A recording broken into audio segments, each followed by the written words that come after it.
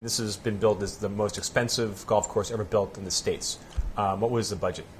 Well, the golf course itself cost roughly around $100 million to build. The clubhouse was another $75 to $80 million, and then there was a lot of infrastructure to lead into the club. So it's a residential community somewhere in the future. It's not going anywhere right now.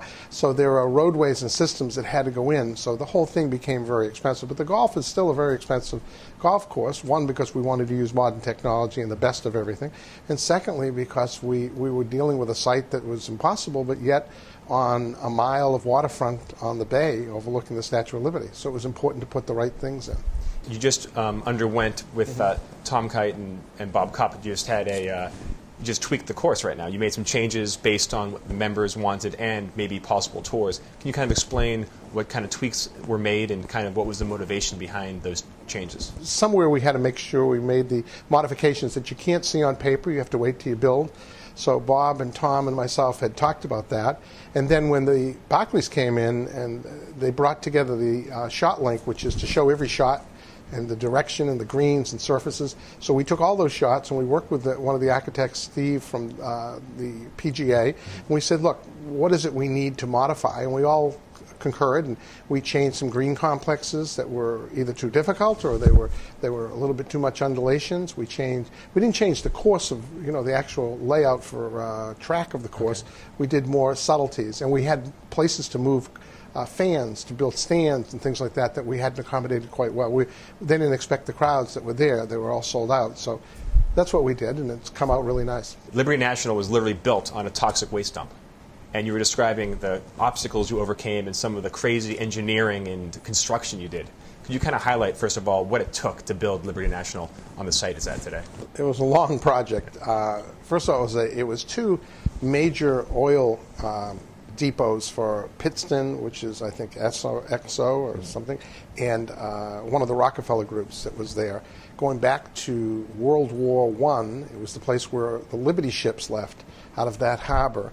And they passed the Statue of Liberty, and that's why they called them the Liberty ships. So people from everywhere, from even southern Jersey, New York City, all boarded boats to go to Europe to fight. Okay. So that whole area had become oil, and it had become warehouses, and we were about a third of the property was really contaminated in many ways. But the oil companies came in conjunction with us, and we cleaned that up, and we capped it, and we did extreme work because we dug very deep. We capped it very significantly and turned what would be a brown site, a terrible site, into what we now think is a very, very plush and beautiful site where the birds are chirping and people can get great views and enjoy life. And when you saw this site, when you saw this kind of brown site, this blight on the earth, what was it that kind of struck you as like, wow, this is a great spot for a golf course? Was it a gut feeling, or was it kind of a lot of mulling over and looking at different possibilities?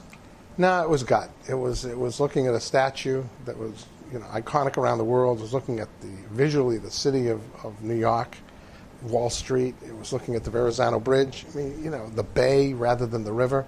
It was just had to be built. It was just, I ended up doing it, but it was gut. It wasn't anything that I researched. And after the big build out and the creation of the club, you guys hosted the Barclays in less than 5 years of opening, which is such a fast time for a tournament. How did it feel when the Barclays came in and watching that tournament on your creation? What was that kind of feeling like?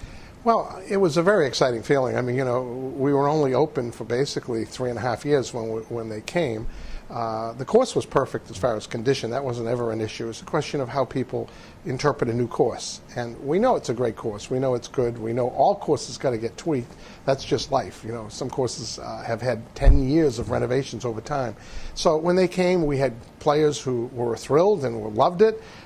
We knew there were some players that didn't like the greens. They felt they were too tricky for them. But that's part of golf. And we were the first time out, so we had to pay our dues. And you can always talk about a course the first time. Once the course becomes in rotation and tweaks itself and is competitive, nobody talks about them anymore. Where do you want to see the course in 5 years, and where do you want to see for the club, let's say, 15 years down the line?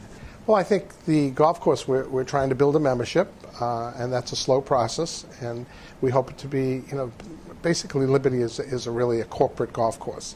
It attracts people in business, both men and women, who young and old, who want to bring their clients, and it's a place that everybody wants to play. I mean, we get calls constantly.